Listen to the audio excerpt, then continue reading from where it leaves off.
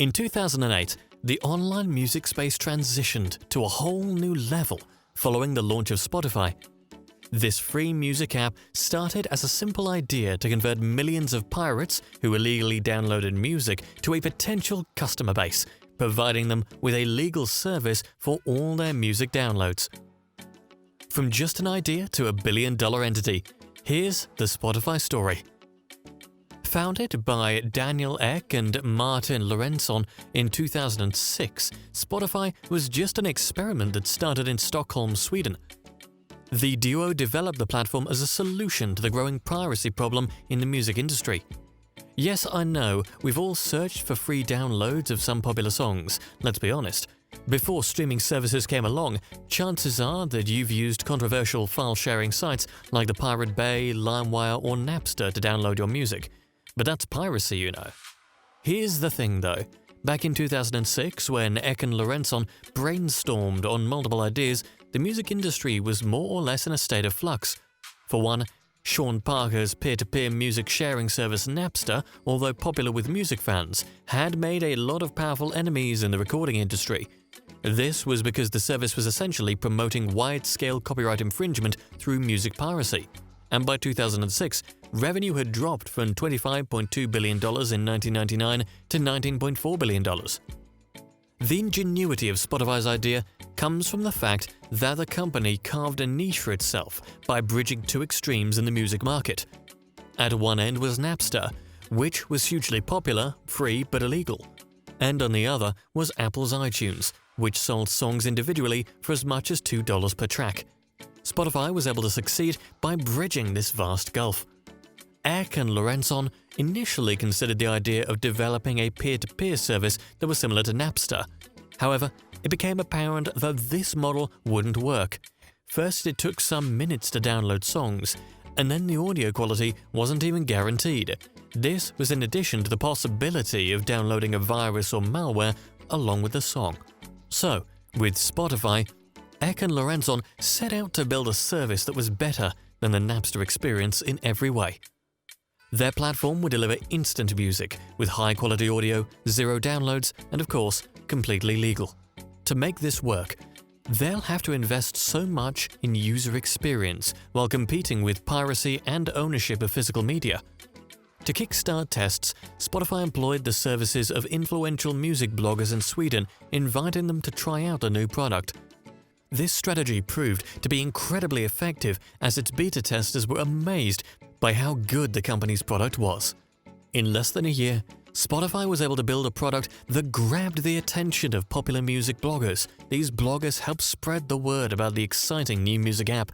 According to Henrik Torstensson, even today, Spotify's traditional music player is better than everything I've tested on this side of Winamp and iTunes, and a really good direct connect hub. With an amazing prototype in the pipeline, the company was about to raise $85 million within 2 years in its Series A and B rounds. Funding was no longer a problem, and Spotify invested a lot of its early round funding into hiring top engineering talent. They focused on building a solid product and growing slowly instead of scaling quickly. Surprisingly, in its early stages, Spotify restricted the number of invites its users could give away to friends. To an extent, this created an air of exclusivity around the product itself. And with the broader music industry struggling, Spotify's timing was perfect. The company took hold of this to negotiate its crucial early licensing deals. For example, in 2008, when Spotify launched, revenues in the global music industry had dropped to $16.9 billion. The market was on a steady decline and showed no signs of slowing down. As a result, the big four American record labels comprising of EMI, Sony, Warner Music and Universal, along with other smaller labels, agreed to make their entire back catalogs available on Spotify outside the US on a limited basis. In return, the Big Four became the company's biggest shareholders. They received almost 1/5 of Spotify's stock for around $112,000. Looking back, you could say that Spotify wouldn't have succeeded without the Big Four labels. While Spotify needed the labels and their back catalogs, the labels needed its innovative product to reach younger music fans. Besides, the record labels had little to lose in backing X's experiment. Another major event that shaped Spotify in its early days was a letter from Napster founder Sean Parker, which Wired described as a 1,700-word love letter to Spotify. In August 2009, Parker sent a mail to X voicing his support for the growing company after learning about it just a few weeks earlier. Just like the executives from the Big Four labels and the music bloggers, Parker was equally amazed at what the platform could do. He fell in love with its user interface and its social sharing functionality. In Sean Parker's words, "Napster was my first attempt at building a company, and one of my early attempts at building a usable product. While I'm proud of the impact we had, I'm not particularly proud of the interface we built, nor the design or aesthetics of the product. You have surpassed the product experience we built at Napster in all of these ways." Parker was so excited by the product that he introduced a friend to the company. This friend turned out to be the Facebook founder Mark Zuckerberg, who was also impressed by Spotify. This meeting would eventually lead to an integration of Spotify into Facebook, a collaboration that propelled the company to new heights when it launched in the US. By 2011, the company was already boasting of over 10 million tracks in its catalog, with more than 1 million fans using its services across European countries.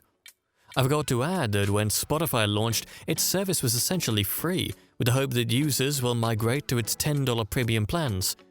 While Spotify had succeeded in building a freemium growth engine, it needed more users to sustain it. America was its new target market. To reach its American audience, Spotify partnered with some of the country's biggest brands, including Coca-Cola, Chevrolet, Motorola, Sprite, and Reebok. The advantage of this approach was that instead of partnering with major advertisers, Spotify could leverage the audience of these popular brands.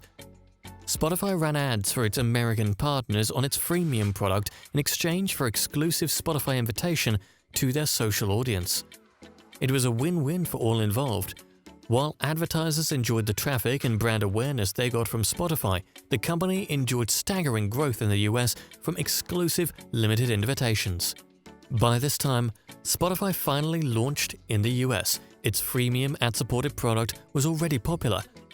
Freemium users had access to millions of songs, but with limitations. For one, there was a limit of 20 hours of music per month for the first 6 months for freemium users. After 6 months, this was reduced to just 10 hours per month until freemium users could no longer listen to the same track more than 5 times. Its premium subscription, on the other hand, removed all these barriers. There were no ads or listening limits on the premium package. There was also an option to listen to music in offline mode. While the Spotify story may seem like one without any hiccups, the company has had its fair share of challenges. Back in 2010, there were complications in its negotiations with the major labels.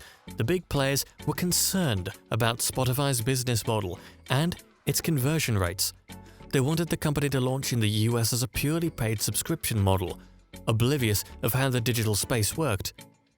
Secondly, Spotify's conversion rate was approximately 7% back in 2010. The Big Four labels wanted something around 15 to 20%. More recently, Spotify has had some run-ins with artists, particularly with Taylor Swift and Jay-Z, who are now back on the platform. But that's a story for another day. By 2012, Spotify had managed to raise up to $300 million in venture capital funding, a lot of which went into licensing deals and paying of royalties. In an interview with Business Insider, Barry McCarthy, Spotify's CFO, revealed that it takes the company approximately 12 months to recoup the costs of serving music to a user for free when they transition from the freemium to the premium tier. With this, it's easy to see where most of the money went. Since its launch in 2008, Spotify has continued to develop its business idea and refine its user experience. In my opinion, this is its biggest strategy. But despite its technological innovation and skill at the bartering table, one may be left to ponder on its profitability. Spotify has almost 300 million active users worldwide, a testament to its innovation. As of the second quarter of 2020, the company had 138 million paying subscribers.